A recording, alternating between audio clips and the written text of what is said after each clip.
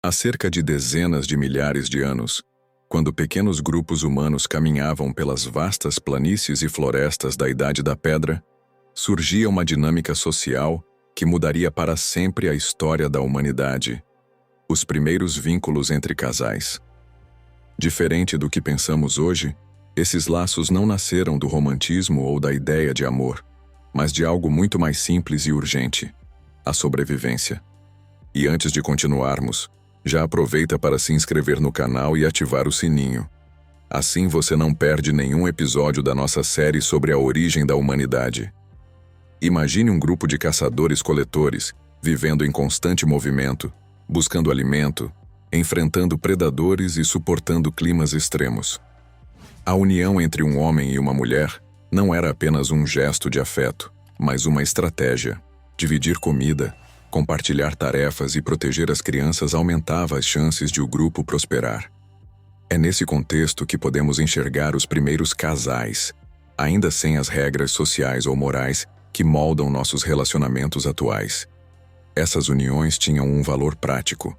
Um caçador habilidoso poderia garantir carne fresca, enquanto a parceira, com profundo conhecimento das plantas, raízes e ervas, assegurava variedade alimentar e cuidados com os filhos. Essa complementaridade formava uma base essencial para o desenvolvimento humano. Mas, ainda assim, surge a pergunta: até que ponto esses laços eram estáveis e exclusivos? Ao que tudo indica, a fidelidade, tal como entendemos hoje, não existia. Em sociedades pré-históricas, a reprodução era a chave central. Não importava tanto quem era o pai de cada criança, mas sim que o grupo, como um todo, garantisse sua continuidade. Nesse cenário, a noção de traição não fazia sentido. Não havia um contrato social ou moral que limitasse os vínculos a uma única pessoa. O que existia era a necessidade de colaboração e a busca pelo fortalecimento coletivo. Ainda assim, algumas evidências arqueológicas e comparações com sociedades tribais atuais sugerem que certos casais podiam manter vínculos mais fortes, talvez por afinidade, talvez por conveniência. É possível que os sentimentos tenham começado a se manifestar ali, como um prelúdio daquilo que hoje chamamos de amor. Mas, no geral, a dinâmica era fluida. Homens e mulheres poderiam trocar de parceiros ao longo da vida, conforme surgiam novas necessidades e oportunidades. Esse nascimento dos primeiros vínculos nos leva a refletir sobre o que significa, de fato, formar um casal. Na Idade da Pedra, não havia cerimônias, nem alianças, nem promessas.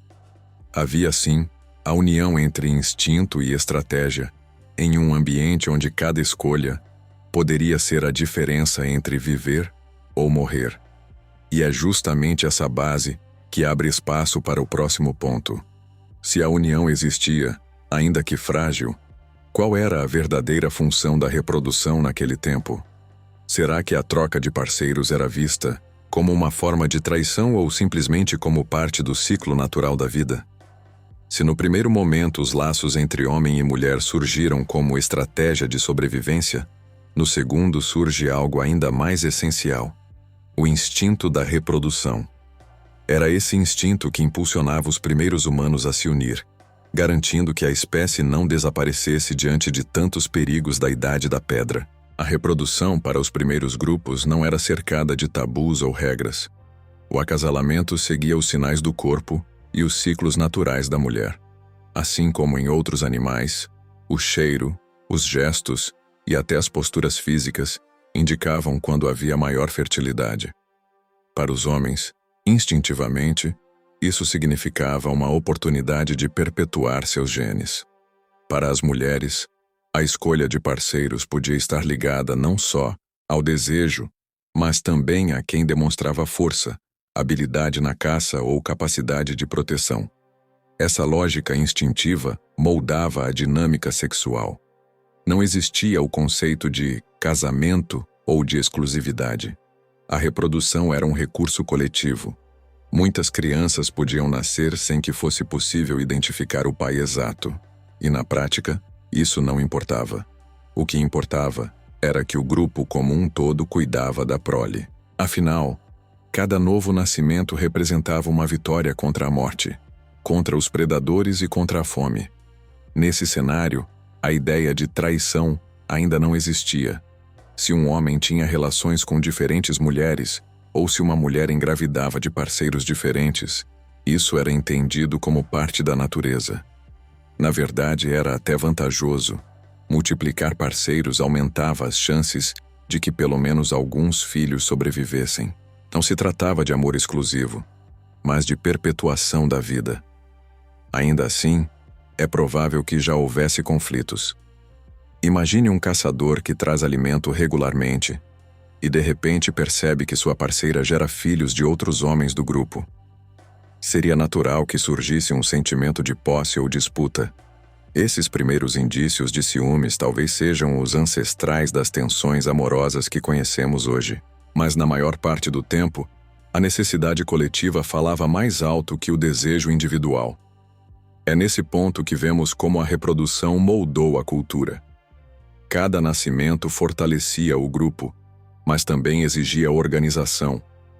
Mulheres com filhos pequenos precisavam de apoio extra, homens que garantiam caça podiam ser valorizados, e as crianças cresciam em um ambiente comunitário, onde todos tinham responsabilidade sobre elas. A reprodução, portanto, não era apenas um ato físico, mas um motor social, que obrigava os humanos a criar formas de convivência mais complexas. Esse instinto, por mais bruto que pareça, foi o alicerce do futuro. Sem ele, não teríamos chegado até aqui. Mas se a reprodução garantia a continuidade da vida, também levantava uma questão inevitável. Esses laços eram movidos apenas pela sobrevivência ou começavam a surgir os primeiros sinais de afeto e apego emocional? Depois de entender que os primeiros vínculos nasceram da sobrevivência e que a reprodução era movida pelo instinto, surge a grande pergunta: existia amor entre os primeiros casais da Idade da Pedra? Ou tudo não passava de conveniência? É difícil imaginar sentimentos complexos em um tempo tão brutal, mas os sinais de apego já estavam presentes. A proximidade entre homem e mulher, reforçada pela convivência diária, pelo cuidado com os filhos e pela divisão das tarefas, podia criar laços que iam além do instinto. Quando um caçador arriscava a vida para trazer alimento e uma parceira compartilhava o que tinha de melhor com ele, nascia algo que se aproximava do companheirismo, talvez o embrião do amor humano. No entanto, a realidade era dura. Muitas vezes, a escolha de um parceiro tinha mais a ver com segurança do que com sentimentos. Uma mulher sozinha dificilmente sobreviveria em meio a predadores e à escassez de comida. Da mesma forma, um homem precisava de alguém para ajudar no cuidado das crianças e na coleta de frutos. Assim, formar pares não era uma questão romântica, mas sim uma estratégia de conveniência. Esse equilíbrio entre instinto e afeto fica ainda mais evidente quando olhamos para os sinais arqueológicos. Restos de esqueletos enterrados lado a lado, marcas de cuidado em ossos de pessoas doentes que viveram mais tempo do que viveriam sem apoio, e até objetos rudimentares que podem ter sido oferecidos como presentes, sugerem que os laços iam além da simples sobrevivência. Havia ali um início de vínculo emocional, uma semente do que chamaríamos hoje de amor. Mas não podemos romantizar demais. O amor na Idade da Pedra não se parecia em nada com os ideais modernos.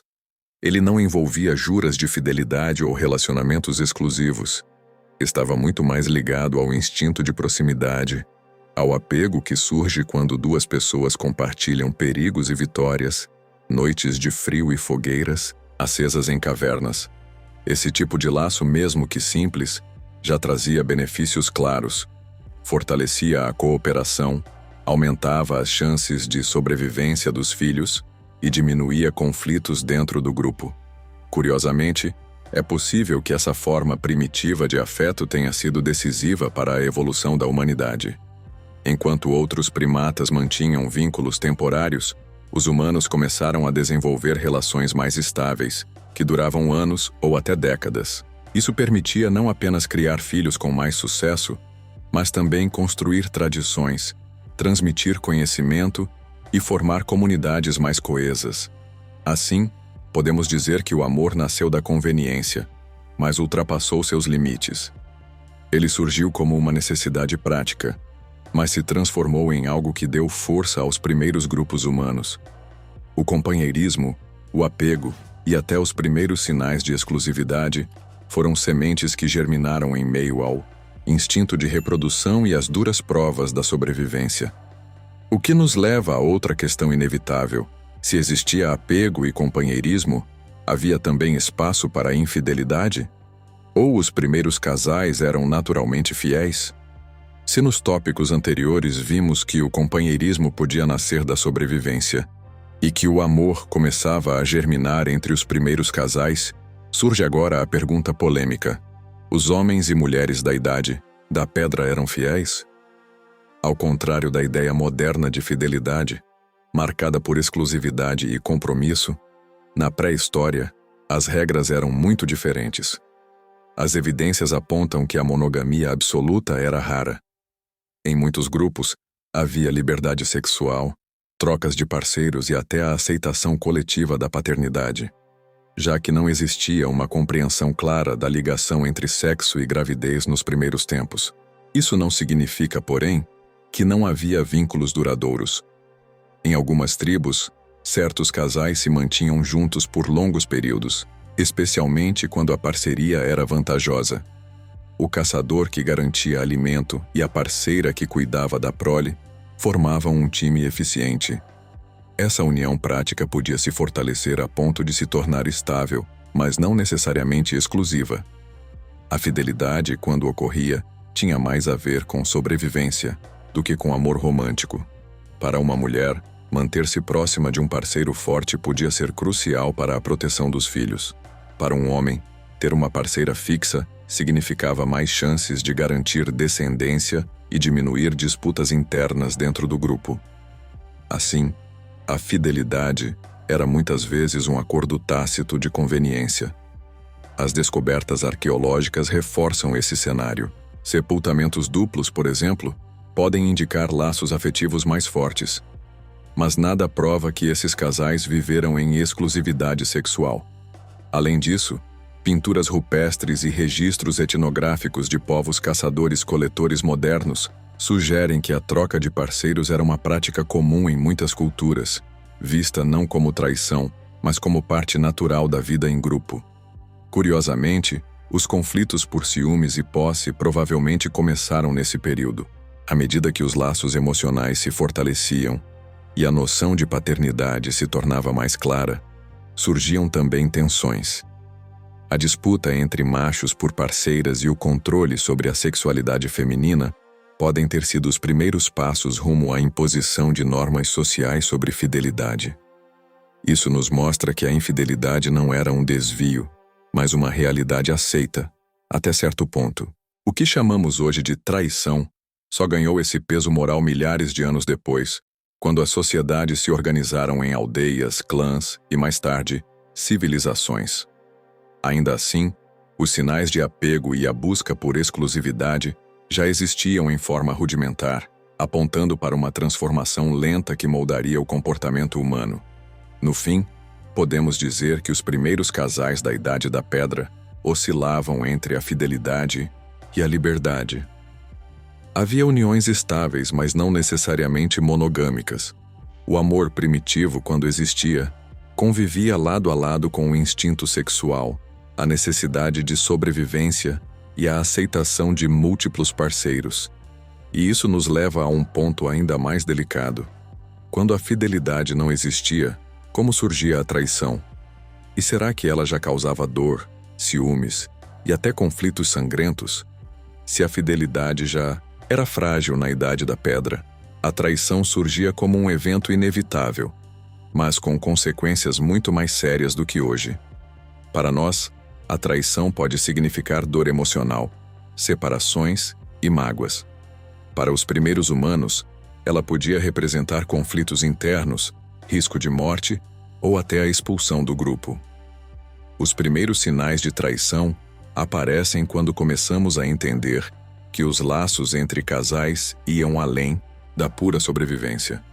Quando um indivíduo se envolvia com outro fora da parceria estável, criava-se tensão.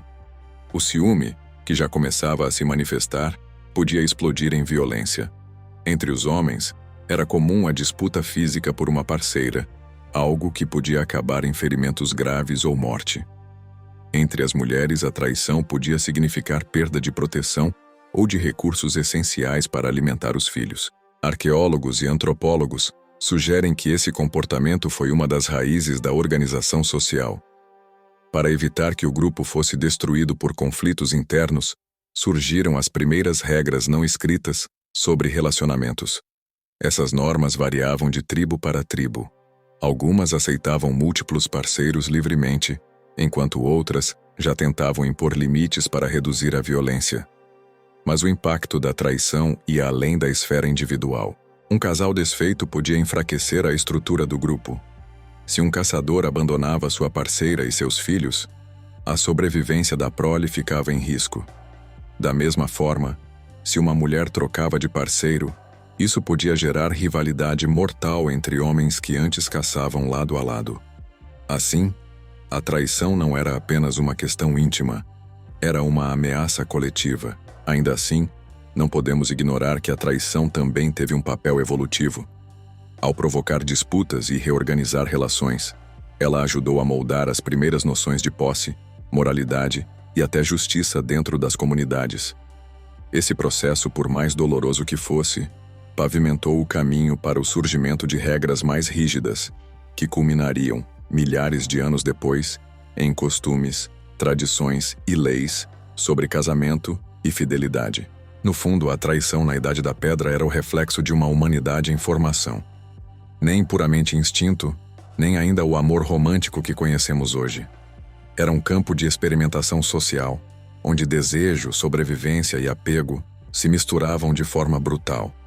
E se hoje vemos a traição como uma falha moral, na pré-história ela era, ao mesmo tempo, um risco mortal e um motor de mudança. A dor dos primeiros ciúmes e a violência das primeiras disputas ajudaram a criar as bases do que, muito tempo depois, se tornaria a instituição do casal e da família. A história dos primeiros casais nos mostra que amor, fidelidade e traição sempre caminharam lado a lado na jornada humana. Se você gostou de mergulhar nesse passado polêmico e quer descobrir outros segredos ocultos da pré-história, continue acompanhando nossos próximos episódios e compartilhe este vídeo com quem também se interessa por mistérios da evolução humana.